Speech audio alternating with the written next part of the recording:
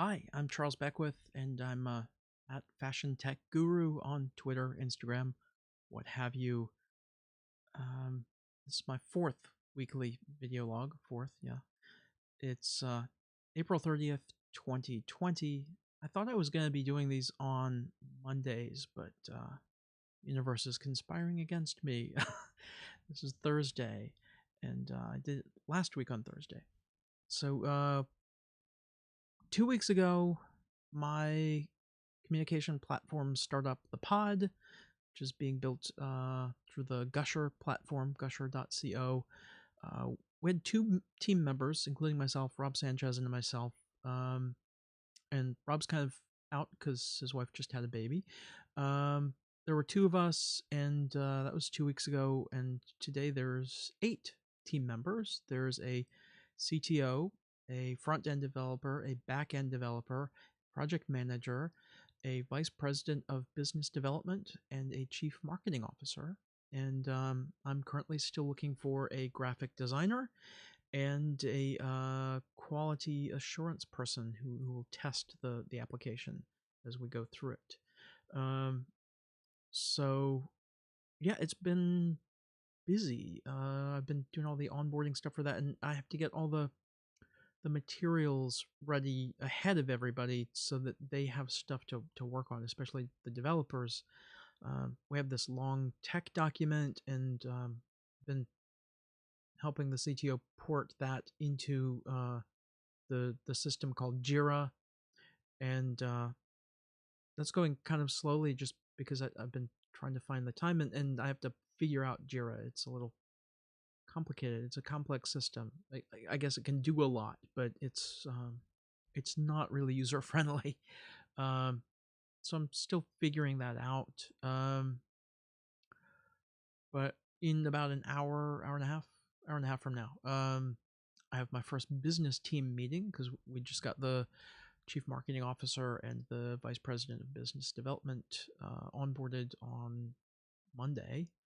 So we're gonna have the two of them talking together for the first time, and we're gonna go through how the app's gonna actually be a business and be a functional business, because a lot of apps start and they don't make money. You just build a technology and then hope somebody will invest in it. And well, first of all, investors don't seem to be going for that anymore. I mean, they were very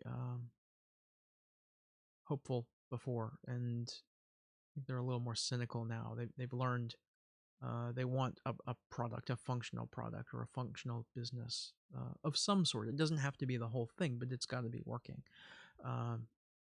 So I'm working on that. I've got to work on the business, and I got to work on the tech side and get the tech team what they need to keep going. This morning I was tied up trying to figure out how to connect so that users of our app can log in using Facebook and Twitter instead of having to type in their email address and create a password. They can just log in using that stuff. And so it's a headache. Maybe I'll get it sorted out tomorrow. Um, let's see.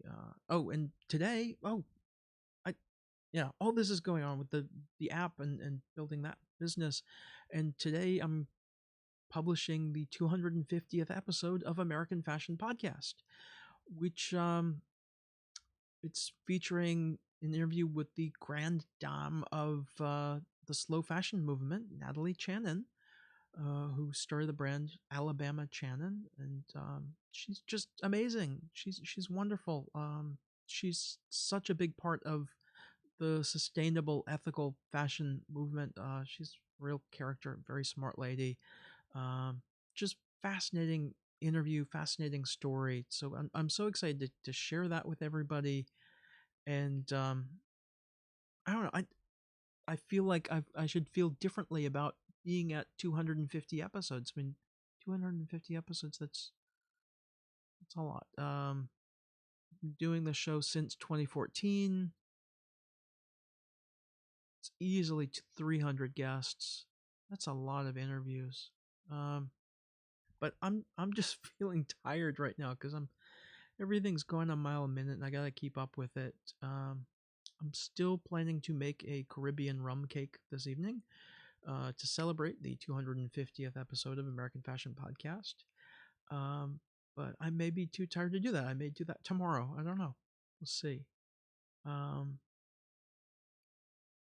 Part of me being tired is my fault because I stayed up an extra hour and a half to watch episodes of Narcos on Netflix, which that's my current hooked thing. I'm hooked on watching Narcos, which is interesting. I'm in the first season where it's focusing on Pablo Escobar in Colombia.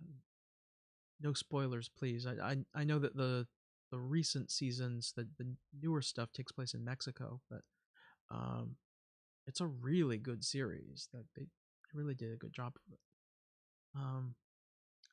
Some scenes I keep noticing this when I watch a show on Netflix or Amazon or just on TV or in a movie. They slip into these moments that feel like a soap opera.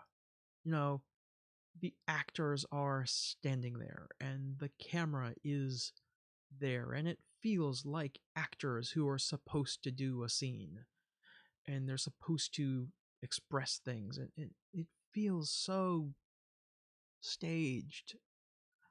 I don't know. I wrote this screenplay last year and kind of finished it this year, and I sent it into the big competitions.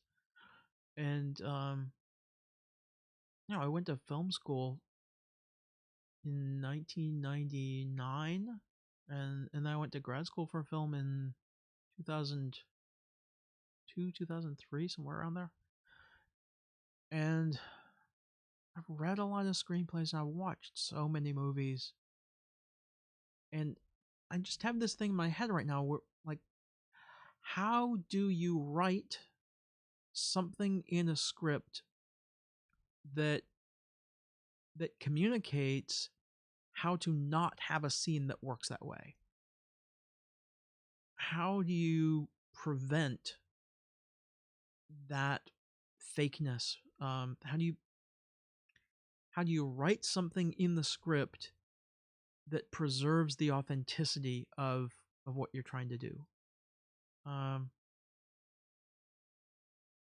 Because Narcos isn't that guilty of it. I mean, that's a really good show. But other shows, like I was really hooked on Outlander, but then the characters just started acting stupid. The one woman, the main character in the first episode, she's so smart and she's got this uh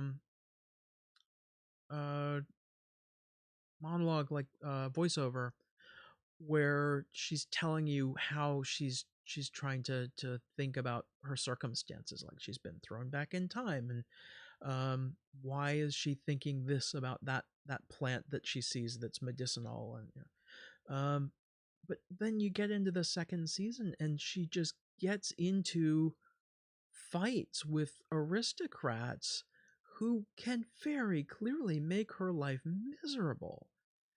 And it's like, what are you thinking? She's not thinking. The writers have dumbed her down just so that they can make her jump from point to point. Like, oh, she has to be in this romantic situation to be in the next romantic situation. And it's like, just tell a story. Don't set it up to all these bullet points, like, keep it honest. Don't try to lead the audience by the nose.